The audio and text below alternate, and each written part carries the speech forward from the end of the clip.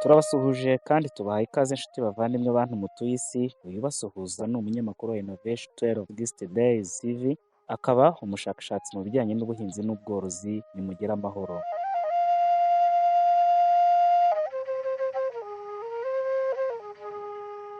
Hitamo muri izi video iri mu rurimi wumva neza, kuko Innovation 12 Gist Days TV yagerageje gushyira ubushakashatsi bwayo mu ndimi nyinshi z'abatuye isi.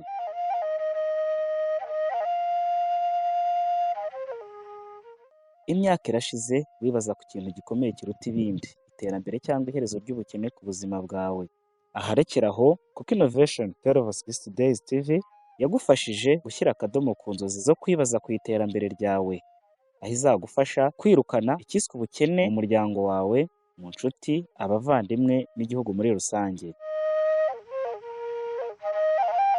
Nshuti muvandimwe wumva ururimi rw'Ikinyarwanda, nakumenyeshaga ko bishoboka ko uba umukire wo ku rwego rwo hejuru ubikesha umwuga wo korora inkoko.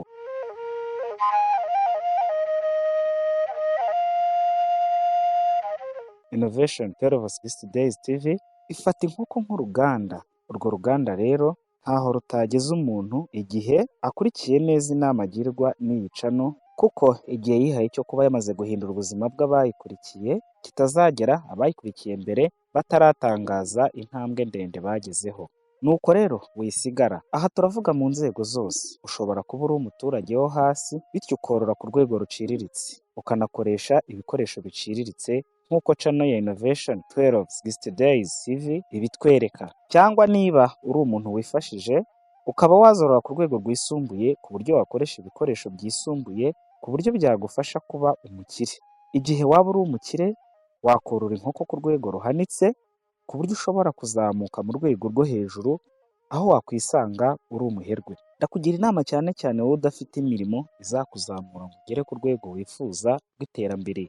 Igire muri uyu mwuga, abandi mu gihe gito bazabona itandukaniro rizaba riri hagati yawe nabo.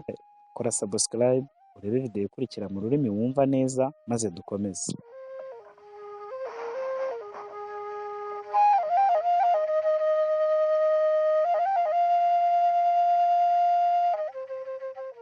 Kuri iyi nshuro, Innovation 12 Gist Days TV ikoresheje ubunararibonye bwayo yabateguriye inyigisho za buri munsi, aho izamara iminsi 1,160 igendana nawe mu mishinga uzakora wakuye kuri Innovation 12 Gist Days TV ifatiye ku buhinzi n'ubworozi. Imyuga yo mu nkingi za mwamba mu bavuka isi. Aha wakwibaza uti mbese ko ubuhinzi n'ubworozi bigabwe bikorwa mu Rwanda, Innovation 12 Gist Days TV izanye akahe gashya muri iyi myuga ya mwamba? Igisubizo ni uguhangiramo udushya nk'uko izina ry'iyi channel ribigaragaza, aho yitwa Innovation 12 Gist Days TV. Iyi channel igambiriye kubyerekana ikoresheje ubu buryo bwo kwigisha abayikurikira uburyo wagirwa umuherwe n'iyi myuga ubikesheje gukurikirana aya masomo ya Innovation 12 Gist Days TV muri iyi minsi 1,260, aho uzaba umaze gukura inyungu zikabije, aho zizaguhindurira icyiciro ukisanga mu bushorishori ubikesha guhanga udushya mu myuga y'abakurambere bacu. Innovation 12 Gist Days TV yibanze mu guhanga udushya mu myuga y'ubworozi n'ubuhinzi. Aha tuhatinde cyane. Iyi myuga ni gakondo yacu, kandi ni nayo Imana idufashamo cyane, kuko gukura kw'itungo cyangwa ikimera ni imbaraga z'Uwiteka gusa. Wowe ukayobora urwo ruhererekane rw'ibihe byo gukura kwabyo, maze iyaguhanze nayo ikabiha umugisha, aho indi mishinga ikuru bigizemo uruhare 100%. Bivuga ngo unaniwe guhinga no korora byaba ari ikibazo gikomeye, n'indi mishinga ishobora kukunanira.